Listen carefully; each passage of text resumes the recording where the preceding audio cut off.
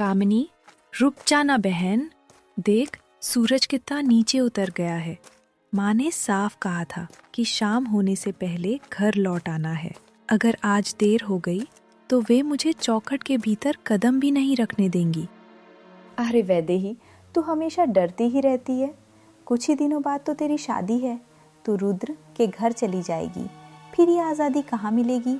चलना, बस थोड़ी दूर और। मैंने वहाँ नीले फूल देखे हैं जो तेरे जोड़े पर बहुत जचेंगे। नीले फूल? लेकिन दादी कहती है कि इस जंगल के इस मोड़ के बाद रास्ता सप्तम लोक की ओर जाता है। वहां जाना मना है कामिनी। दादी जानबूझकर पुरानी कहानियाँ सुनाती हैं ताकि हम डर कर घर में ही बैठे रहें। क्या तुझे मुझ पर भरोसा नहीं? मैं तेरी सबसे पुरानी सहेली हूँ। क्या मैं तेरा बुरा चाहूंगी? वैदेही ने गहरी सांस ली। उसने कामिनी का हाथ थाम लिया। दिल घबराया हुआ था, पर दोस्ती का विश्वास डर से बड़ा था। ठीक है, लेकिन बस 5 मिनट। उसके बाद हम सीधे घर लौटेंगे। दोनों आगे बढ़ने लगी। जैसे जैसे वे जंगल के भीतर गईं, पेड़ों की ऊंचाई बढ़ती गई और रोशनी कम होती चली गई। पक्षियों की चहचहाहट अचानक थम गई। चारों ओर भयानक सन्नाटा छा गया। कामिनी, ये जगह कितनी अजीब है। देख, यहाँ की मिट्टी काली है और ये फूल, ये नीले नहीं है, ये तो बिल्कुल काले हैं। इनमें से खुशबू नहीं, बल्कि बर्फ जैसी ठंडक आ रही है। कामिनी के चेहरे पर एक अजीब सी चमक फैल गई। वो रुक गई और वैदेही की ओर मुड़कर खड़ी हो गई। यही तो है वो जगह, वैदेही, सप्तम लोक, जहाँ दुनिया खत्म होती है और मेरा राज शुरू होता है। तू ये क्या कह रही है? तेरी आवाज इतनी बदल क्यों गई है? चल, यहाँ से चलते हैं। वैदेही ने पीछे मुड़ने की कोशिश की, लेकिन उसके पैर मानो जमीन में धंस गए हों। कामिनी ने अपनी कमर से एक काली पोटली निकाली और उसमें से चमकती हुई राख निकाली। 7 साल वैदेही, पूरे 7 साल से मैं इस दिन का इंतजार कर रही थी। जब भी तू रुद्र के साथ हंसती थी, मेरे कलेजे में आग लग जाती थी। रुद्र मेरा है और उसे पाने के लिए तेरा मिटना जरूरी है। नहीं कामिनी, तू ऐसा नहीं कर सकती। हम सहेलियां हैं। सहेलियां बराबरी की होती हैं वैदेही, लेकिन तू हमेशा मुझसे आगे रही। अब देख मेरी तंत्र विद्या का कमाल। कामिनी ने राख को हवा में उछाल दिया और जोर से एक प्राचीन मंत्र का उच्चारण किया। रक्तम कालम देहम पुष्पम, रक्तम कालम देहम पुष्पम। आसमान में तेज बिजली कड़की। वैदेही का शरीर कांपने लगा। उसके भीतर से पीली रोशनी फूट पड़ी। उसका कद छोटा होने लगा। त्वचा सख्त होती चली गई और धीरे धीरे कांटों में बदलने लगी। मी क्यों? पल भर में वैदेही गायब हो गई। उसकी जगह जमीन से एक काला फूल उगाया। उसकी पंखुड़ियों से खून की बूंदें टपक रही थी। अब यहीं तड़पती रहना 100 सालों तक। अब न रुद्र तेरा होगा न ये गांव। आज से तेरा अस्तित्व सिर्फ एक कांटे से ज्यादा कुछ नहीं। कामिनी ने अपनी चादर ठीक की और शातिर मुस्कान के साथ गांव की ओर बढ़ गई, यह सोचकर कि उसने अपना रास्ता साफ कर लिया है। लेकिन वो यह नहीं जानती थी कि एक व्यक्ति पेड़ के पीछे खड़ा यह सब अपनी आंखों से देख चुका था।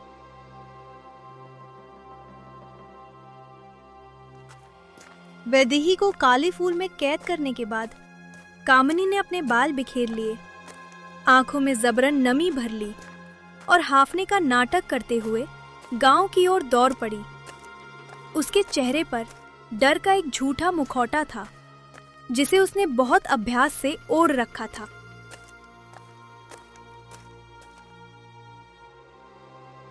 गांव के चौराहे पर रुद्र वैदेही का इंतजार कर रहा था। जब उसने दूर से कामिनी को अकेले आते देखा तो उसका दिल जोर से धड़क उठा। कामिनी, तू इतनी परेशान क्यों है? और वैदेही कहाँ है? वो तो तेरे साथ ही गई थी ना? रुद्र, वो मैं कैसे कहूँ, मुझसे बहुत बड़ी गलती हो गई। मैं उसे रोक नहीं पाई। क्या बकवास कर रही है? साफ साफ बोल, वैदेही कहाँ है? हम जंगल में फूल तोड़ रहे थे, तभी वहाँ सुरेंद्र, जमींदार का छोटा भाई, आ गया। उन दोनों ने पहले से सब तय कर रखा था। रुद्र, वैदेही ने मुझसे कहा कि वह तुमसे शादी नहीं करना चाहती। वह सुरेंद्र के साथ शहर जा रही है। रुद्र का चेहरा स्याह पड़ गया। उसे ऐसा लगा मानो किसी ने उसके पैरों के नीचे से जमीन खींच ली हो। झूठ, ये सरासर झूठ है। वैदेही मुझसे प्रेम करती है, वह मुझे छोड़कर नहीं जा सकती। और सुरेंद्र उस बदमाश के साथ कभी नहीं। मैं भी यही सोच रही थी रुद्र, लेकिन उसने मुझे हमारी दोस्ती की कसम दी और कहा कि मैं किसी से कुछ न कहूँ। पर तुम्हारा डर मुझसे देखा नहीं गया, इसलिए मैं भागी चली आई। देखो, उसने अपना ये कंगन भी रास्ते में गिरा दिया था। कामिनी ने वैदेही का कंगन उसकी ओर बढ़ा दिया, वही कंगन जो उसने जादू करते समय छीन लिया था। रुद्र ने कंगन हाथ में लिया और वहीं जमीन पर बैठ गया। उसका विश्वास टूट चुका था।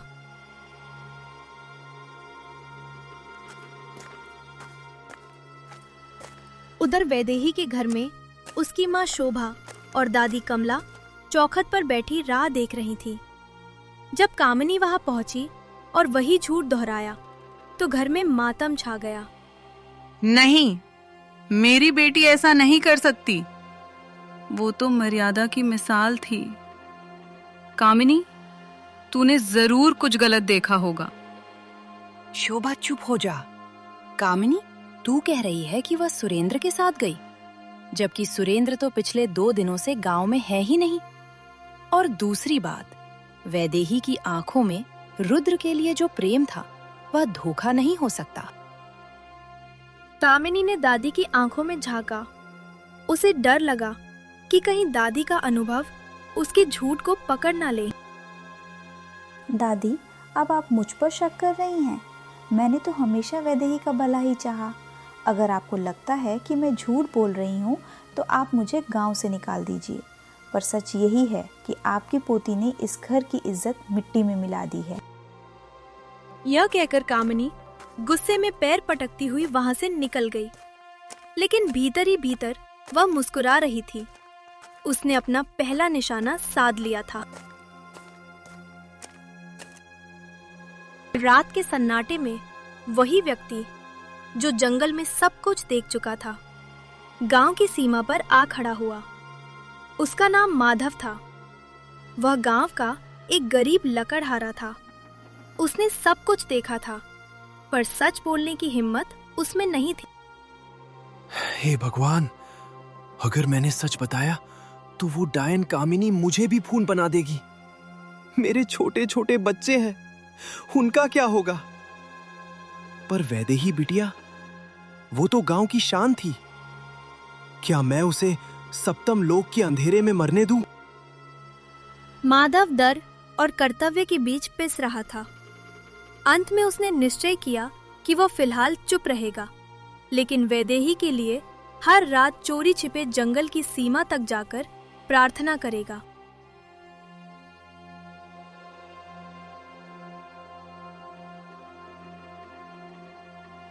रुद्र, आज तेरी शादी होनी थी। मंडप सजा है, मेहमान आने वाले हैं। अगर आज ये डोली खाली गई तो हमारा परिवार कहीं मुंह दिखाने लायक नहीं रहेगा। पिताजी, मैं किसी से शादी नहीं करूंगा। मैं वैदेही को ढूंढ कर लाऊंगा। कहाँ ढूंढेगा उसे? जो लड़की भाग गई उसके पीछे अपना जीवन बर्बाद करेगा। देख, कामिनी ही एकमात्र लड़की है जो इस घर की इज्जत बचा सकती है। वह वैदेही की सहेली है, वह तुझे समझती है। मैंने फैसला कर लिया है, आज तू कामिनी से विवाह करेगा। ये सुनते ही रुद्र के कानों में सन्नाटा गूंजने लगा।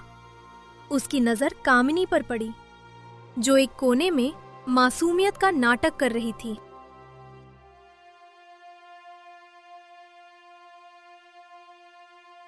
रुद्र, मैं जानती हूँ तुम मुझसे प्रेम नहीं करते, पर मेरे लिए तुम्हारी इज्जत सबसे ऊपर है। अगर तुम चाहो तो मैं यह बलिदान देने को तैयार हूँ। रुद्र ने बिना कुछ कहे मुंह फेर लिया। उसे समझ नहीं आ रहा था कि यह नियति का कैसा खेल है। उधर जंगल में वह काला फूल, जो वैदेही थी, ओस की बूंदों से नहीं बल्कि अपनी आत्मा के आंसुओं से भीग रहा था। उसके कांटों से रिसता हुआ खून अब धरती को भी काला करने लगा था। शादी की रस्में शुरू हो चुकी थी, लेकिन रुद्र के घर में खुशी के स्थान पर एक भयानक खामोशी पसरी हुई थी। हंसी की जगह सन्नाटा था और मंगल गीतों की जगह अनकहा डर। कामिनी दुल्हन के रूप में सज धज रही थी, लेकिन जब उसने आईने में देखा तो उसे अपनी नहीं बल्कि वैदेही की तड़पती हुई आकृति दिखाई दी। आईने के भीतर वैदेही की आंखें आंसुओं से भरी थी, होठ कांप रहे थे और उसकी देह कांटों में जकड़ी हुई प्रतीत हो रही थी। जितना चाहे तड़प ले वैदेही, आज सूरज ढलने से पहले मेरी मांग में रुद्र के नाम का सिंदूर भरेगा। तेरा ये काला फूल अब हमेशा के लिए सप्तम लोक की मिट्टी में मिल जाएगा। उसी क्षण द्वार पर दस्तक हुई। कामिनी चौंक गई और उसने झट से आईने से नजर हटा ली।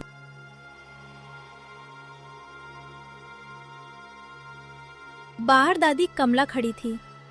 उनकी आंखों में एक अजीब सी चमक थी, मानो वे वो सब देख रही हों जो साधारण आंखों को दिखाई नहीं देता। कामिनी बेटी, तैयार हो गई? बड़ी जल्दी है ना तुझे ये रिश्ता जोड़ने की? दादी, वो मोहित काका ने कहा, इसलिए मैं मान गई। मैं तो बस रुद्र का दर्द बांटना चाहती हूँ। दर्द बांट रही है या जख्म दे रही है? मैंने अपनी पूरी जिंदगी इसी मिट्टी में गुजारी है कामिनी। मैंने देखा है कि कैसे दोस्ती के नाम पर लोग जहर घोलते हैं। याद रखना, सप्तम लोक से उठा धुआं कभी न कभी दिखाई जरूर देता है। कामिनी का दिल जोर जोर से धड़कने लगा। क्या दादी को कुछ पता चल गया है? जंगल में एक अनजान हलचल। उधर जंगल की गहराइयों में लकड़हारा माधव अपनी सारी हिम्मत जुटाकर उस जगह पहुंचा जहां उसने वैदेही को फूल में बदलते देखा था। अचानक उसकी नजर उस काले फूल पर पड़ी। वह फूल कांप रहा था, मानो दर्द से करा रहा हो। वैदेही बिटिया, क्या तू मुझे सुन सकती है? मैं माधव हूं।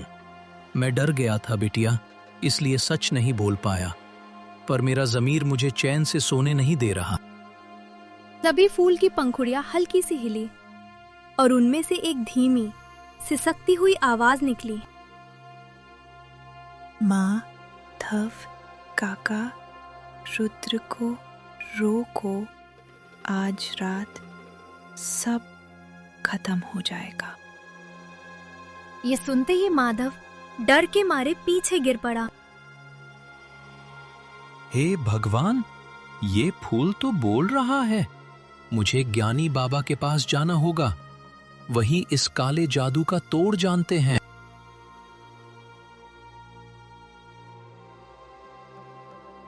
उधर रुद्र अपने कमरे में बैठा था। कब उसकी आंख लग गई उसे खुद भी पता नहीं चला। सपने में उसने देखा वह उसी जंगल में खड़ा है। चारों ओर घना अंधेरा है और कोई उसे पुकार रहा है। रुद्र, मुझे ढूंढो, मैं तुम्हारे पास हूँ, पर तुम मुझे देख नहीं पा रहे। कामिनी ने मुझे कैद कर लिया है।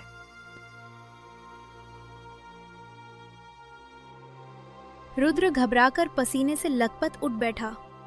उसकी उंगली पर एक नीला निशान उभर आया था, वही निशान जो बचपन में वैदेही ने दोस्ती के धागे से उसके हाथ पर बनाया था। नहीं, मेरी वैदेही मुझे धोखा नहीं दे सकती। वो सुरेंद्र के साथ नहीं गई। वो किसी बड़ी मुसीबत में है और मैं अब तक अंधा बना बैठा रहा। रुद्र बिना किसी को बताए घर से निकल पड़ा। वह सीधा वैदेही की दादी के पास पहुंचा।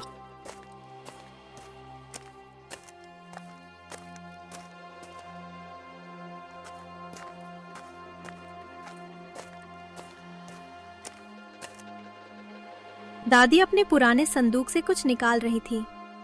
रुद्र को देखकर वे बिल्कुल भी चौंकी नहीं। आ गया रुद्र, मुझे पता था तेरा प्रेम तुझे चैन से बैठने नहीं देगा। दादी, मुझे सच बताइए, आपको किस पर शक है? मैंने सपने में वैदेही को तड़पते देखा है। दादी ने एक पीला पड़ा हुआ पुराना पन्ना निकाला। ये देख रुद्र, ये मेरे पिता की लिखी हुई डायरी है। इसमें काल दर्पण विद्या का वर्णन है।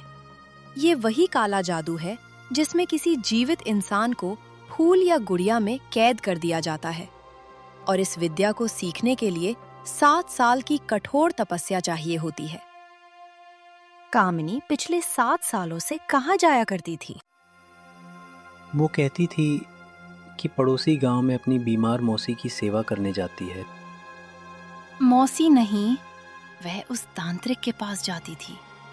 और आज शादी की रात अगर यह विवाह संपन्न हो गया तो वैदेही की आत्मा हमेशा के लिए उस फूल में विलीन हो जाएगी और कामिनी उसका रूप धारण कर लेगी। मैं ऐसा कभी नहीं होने दूंगा। मैं अभी जाकर कामिनी का असली चेहरा सबके सामने लाऊंगा। अब वह बहुत शक्तिशाली हो चुकी है। उसे हराने के लिए हमें सप्तम लोक के उस पार जाना होगा। ठीक उसी समय जब शादी की पहली रस्म शुरू होगी, हमें ज्ञानी बाबा की सहायता लेनी होगी। गांव के मंडप में पंडित जी ने अग्नि प्रज्वलित कर दी थी। कामिनी मंडप में बैठ चुकी थी। उसका हृदय विजय की खुशी से फूल रहा था, लेकिन उसकी नजर बार बार द्वार की ओर जा रही थी। रुद्र अब तक नहीं आया था। रुद्र कहाँ रह गया? मुहूर्त निकलता जा रहा है।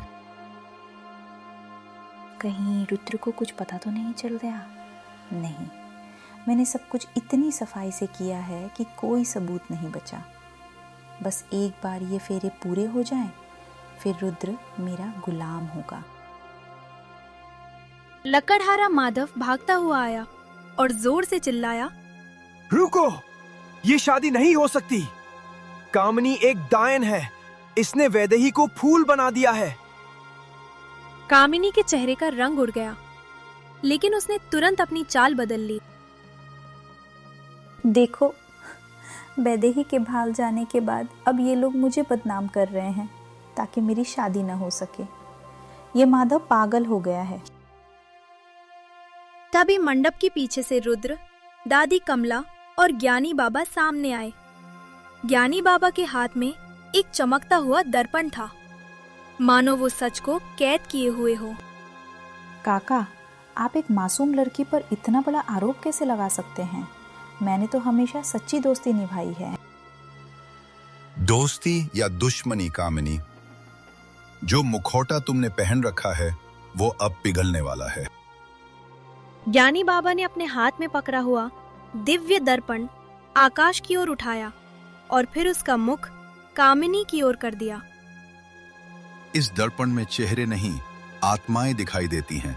देखो इसकी सच्चाई।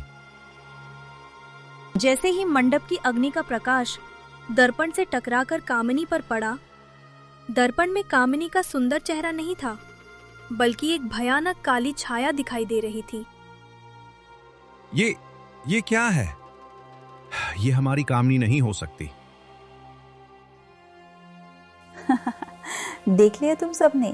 हाँ, ये सब मैंने ही किया है। वैदेही उस किस्मत के योग्य नहीं थी जो मुझे मिलनी चाहिए थी। रुद्र मेरा है और यह विवाह आज होकर रहेगा। कामिनी, रुक जाओ। तुम्हें क्या लगा जुल्म करके प्रेम पालोगी? तुमने तो दोस्ती का गला घोटते ही प्रेम खो दिया था। चुप रहो रुद्र, तुम मेरे गुलाम बनोगे। आज रात जब मैं सप्तम लोक की देवी को वैदेही की बलि चढ़ाऊंगी, तब तुम सदा के लिए मेरे हो जाओगे।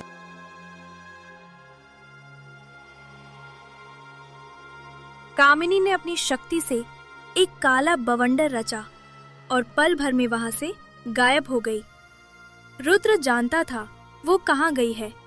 वो वैदेही को समाप्त करने के लिए सप्तम लोक जा चुकी थी। रुद्र, हमारे पास समय नहीं है। विवाह की अंतिम घड़ी शुरू हो चुकी है। यदि वो फूल मुरझा गया तो वैदेही सदा के लिए मिट्टी बन जाएगी। रुद्र ज्ञानी बाबा और दादी जंगल की ओर दौड़े। माधव उन्हें रास्ता दिखा रहा था। जंगल पहले से कहीं अधिक भयावह हो चुका था। जब वे सप्तम लोक की सीमा पर पहुंचे तो दृश्य देखकर सबकी होश उड़ गए। कामिनी वहां एक विशाल हवन कर रही थी। उसके सामने काला फूल रखा था जो अब धीरे धीरे काला धुआं छोड़ रहा था। सप्तम शक्ति जागो, वैदेही का जीवन ले लो और मुझे अमर प्रेम प्रदान करो। वैदेही! कामिनी क्रोध में पागल हो गई। उसने अपने हाथ से एक काला बाण निकाला और रुद्र की ओर फेंका। तू उसके लिए मरेगा रुद्र, तो ले मर जा। तभी दादी आगे आई। उन्होंने अपनी पुरानी माला हवा में फेंकी। माला ने उस बाण को भस्म कर दिया। तेरा अंत मेरे हाथों लिखा है कामिनी। तूने मेरी पोती को पीड़ा दी है। अब सप्तम लोक का न्याय देख। दादी ने वो प्राचीन मंत्र पढ़ा जो उन्हें उनके पिता ने सिखाया था। धरती फटने लगी। काली आत्माएं निकलकर कामिनी को खींचने लगी। नहीं, ये नहीं हो सकता। मैंने तपस्या की है, मैं हार नहीं सकती। रुद्र, जल्दी करो, फूल मुरझा रहा है।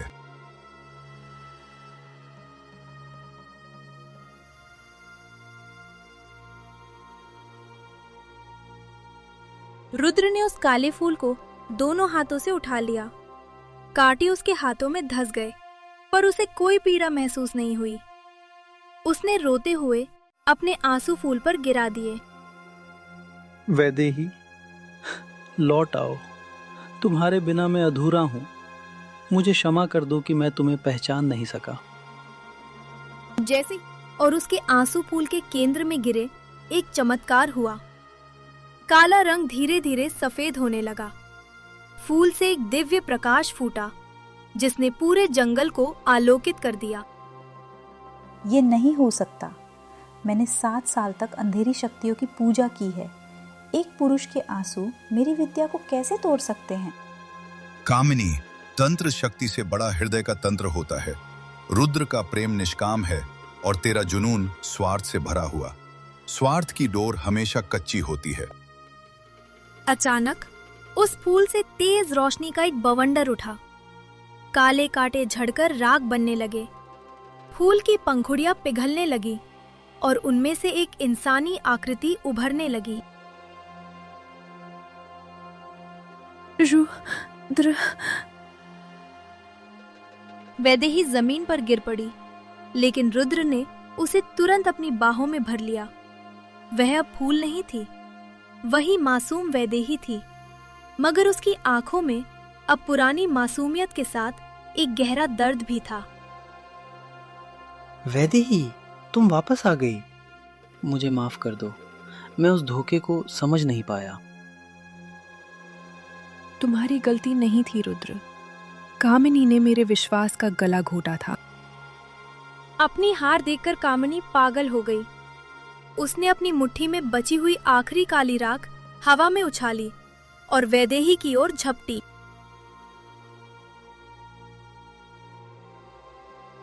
अगर रुद्र मेरा नहीं हो सकता तो मैं तुझे भी जीने नहीं दूंगी। मैं तुझे इसी वक्त मिट्टी में मिला दूंगी। लेकिन जैसे ही वो आगे बढ़ी, दादी ने अपने गले से वो पुरानी माला उतारी और उसे कामिनी के पैरों के पास फेंक दिया। अब बहुत हुआ कामिनी, सप्तम लोक का न्याय अब तुझे सजा देगा। तूने एक मासूम को फूल बनाया था, अब तू खुद उसी कैद को महसूस करेगी जो तूने दूसरों के लिए चुनी थी। दादी की माला जमीन पर गिरते ही हवा अचानक शांत हो गई। कामिनी आगे बढ़ने की कोशिश करती है, लेकिन उसके पैर वहीं जम जाते हैं। बचाओ बचाओ, रुद्र मुझे बचाओ, मैं तुमसे प्यार करती हूँ। नहीं कामिनी, ये प्यार नहीं था, ये सिर्फ तुम्हारा लालच था। अब तुम वहीं जाओगी जहां तुमने वैदेही को भेजा था। यह कर्म का चक्र है। तुमने सप्तम लोक के रास्ते खोले थे, अब वही लोक तुम्हें निगल रहा है। कुछ ही पलों में कामिनी पूरी तरह पत्थर की मूर्ति बन जाती है।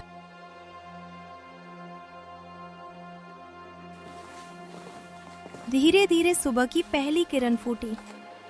ज्ञानी बाबा ने अपना आशीर्वाद दिया और लकड़हारा माधव ने राहत की सांस ली। सब लोग गांव वापस लौटे।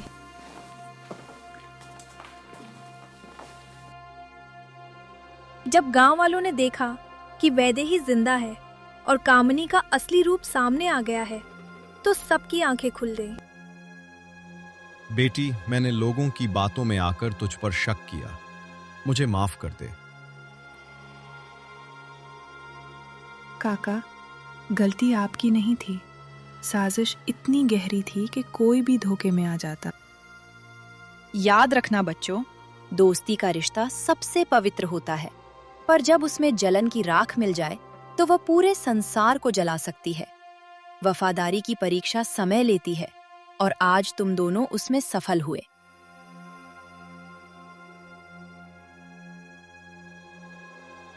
अगर आपको ये वीडियो पसंद आए तो इसे लाइक करें और हमारे चैनल को सब्सक्राइब करना बिल्कुल ना भूलें।